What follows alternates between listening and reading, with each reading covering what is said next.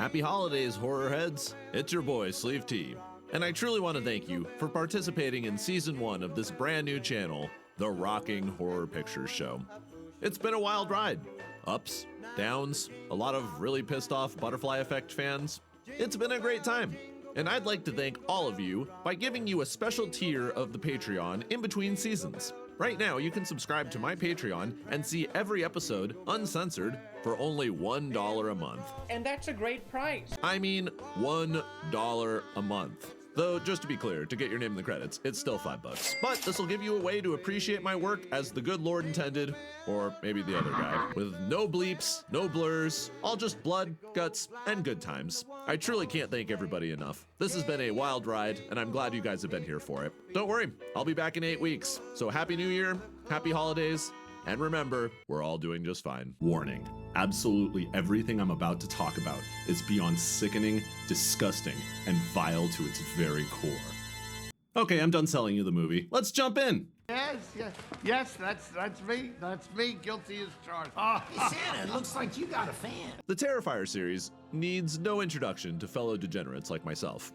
It's basically a rite of passage. A litmus test to see how much violence and depravity you can stomach without spiritually disintegrating. The bedroom scene in Terrifier 2 alone, it makes the shower scene in Psycho look like Bambi. Point is, Terrifier has cemented its legacy in horror, thanks almost entirely to one man, or one entity, carrying the franchise on his ruffled shoulders. That's right, I'm talking about Art the Clown. But Art isn't the only clown with a cult following. No, I'm not talking about Pennywise, though he technically is more infamous. I'm talking about cinema's other beloved homicidal gesture, a character embodied by legends like Jack Nicholson, Heath Ledger, Joaquin Phoenix, and whatever the hell Jared Leto was doing.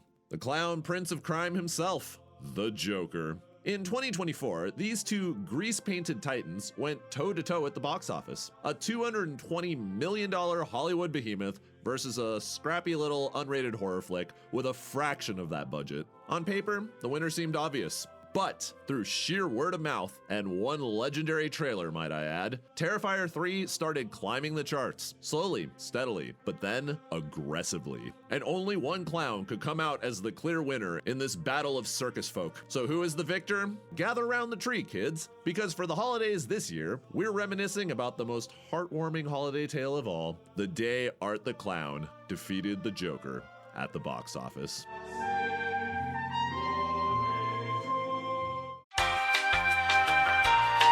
Let's rewind a little bit. The Joker's origin story, portrayed in the 2019 film Joker, was one of my favorite films in recent memory. It depicted the mental decay of a social outcast as desperation and madness spiral together. He lashes out against the symbol of everything he despises, a scene that gives me goosebumps to this day. And he accidentally starts a revolution through his conviction.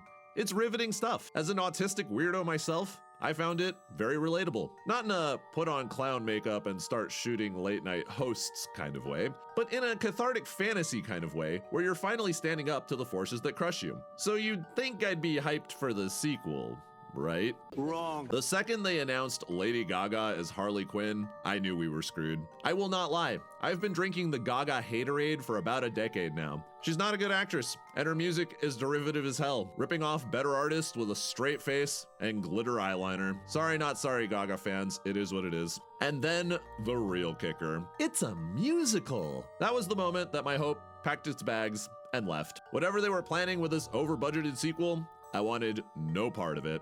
It's a no for me, dog. So I can't lie, I was thoroughly rooting against the Joker. And when I heard that the Joker was going toe-to-toe with Art the Clown at the box office, I took the matter very seriously. Now here's where we get the good stuff.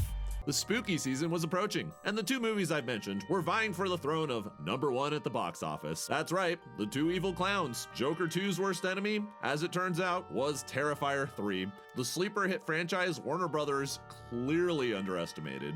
Terrifier 3 was a massive for the series. It had a bigger budget, a wider release, and was still unrated because the MPAA probably took one look and said, nope.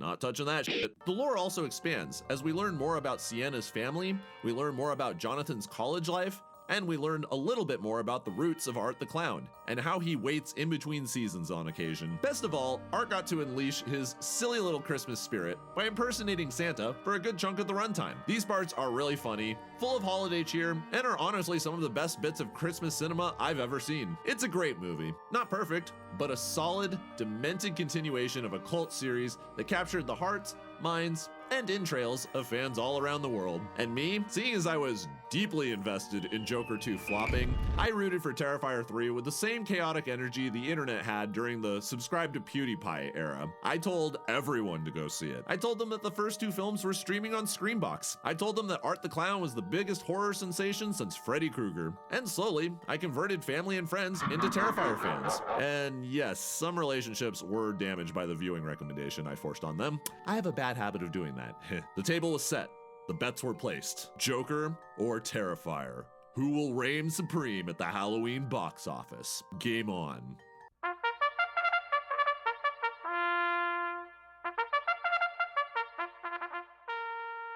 So let's break down the spread here. In the corner of Joker 2, a $220 million budget and a marketing behemoth that spent as much on posters for Joker 2 as Terrifier 3 did for the entire movie. Joker came out 1 week before Terrifier, and if the first film were any indicator of the staying power for the series, it should have continued to dominate. It's a very David and Goliath battle of clowns we have here, and things are looking grim for Damien Leone in his slash-tastic creation. Terrifier came out the next weekend, and it came out swinging.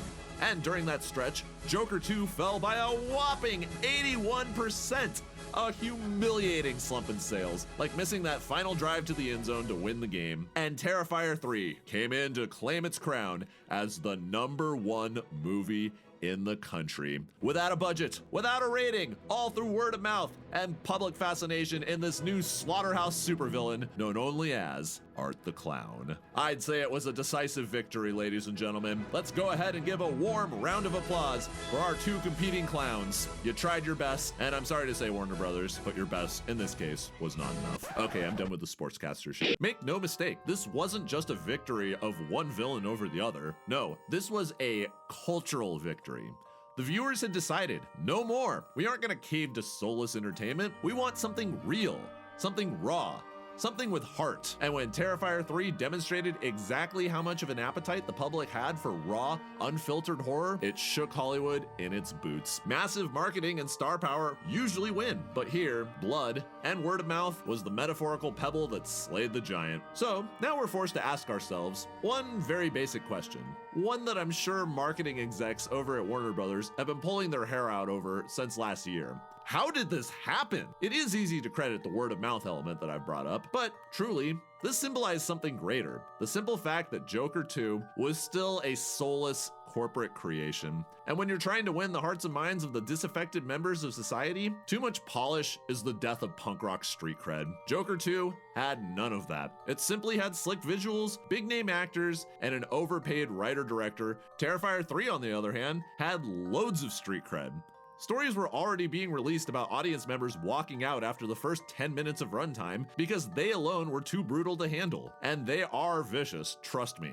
A family is absolutely brutalized by Art the Clown as he's dressed up like Santa, turning the typical holiday cheer of Christmas Eve into a blood-soaked nightmare. Honestly, the first 10 minutes of Terrifier 3 are some of the strongest minutes of film I've seen in a long time. So, those first 10 minutes already cemented a legacy in the pavement of street cred. However, there's another component to this as well. The fact that Art the Clown was quickly becoming a cultural phenomenon. Tyga even showed up in full Art the Clown makeup for his 2023 Halloween party. This was a huge signal. A mainstream rapper who wore this in public sent Google searches for Art the Clown into the hundreds of thousands. Art was more than a murderous clown, he was a certified slasher icon. And, to be perfectly honest, a rock star as well. So, Joker was out, Art the Clown was in. And, as I've mentioned previously, this is a huge cultural win for horror heads across the country. So, what did this all mean for horror going forward? Across the next year, we saw entries like Hard Eyes, Companion, The Monkey, and other great horror movies, which may not be the best that the genre has to offer, but I appreciate the fact that studios were taking a risk on these films, because as a certain virus closed down the entire economy, and movie theaters were completely sparse during that time, It felt good to go back out, get an overpriced bucket of popcorn, and enjoy a movie. So that's why I say, every time a movie like this makes it to the theaters, be sure you pay and see it. It's super important to send the right signal to Hollywood that we want more of this and less of that. And it's a lesson that they will not learn until we turn our nose up at the bad entries and support the good ones with our dollars. Until that day arrives, we're just going to have to hold tightly onto the heartwarming holiday tale of the time that Art the Clown slaughtered the Joker at the box office. And maybe, with any luck, we'll get a repeat someday in the near future, but I doubt it. Anyway, that just about does it for this week's episode of The Rocking Horror Picture Show and the end of Season 1. It's been a wild ride, and we are going to have a highlight reel episode coming very soon. But until then, I want to thank you for your support. You all fill my black little heart with happiness, and I can't thank you enough. Until next season, I'm your host, Sleeve T, and as always, Merry Christmas. I'm doing just fine. What's up, everybody? It's your boy, Sleeve T, and I truly want to thank you for participating in Season 1. I've already said enough about it. You guys are awesome, and I hope you have a great Christmas without me. But I will be back soon, in 8 weeks to be specific, while I work on other projects and refresh my palette for a brand new set of horror movies coming up in March. Until then, check out the Patreon, only $1 a month. Still want your name in the credits, $5. But regardless, have a horrific Christmas, my friends, and Sleevey Claus loves you all.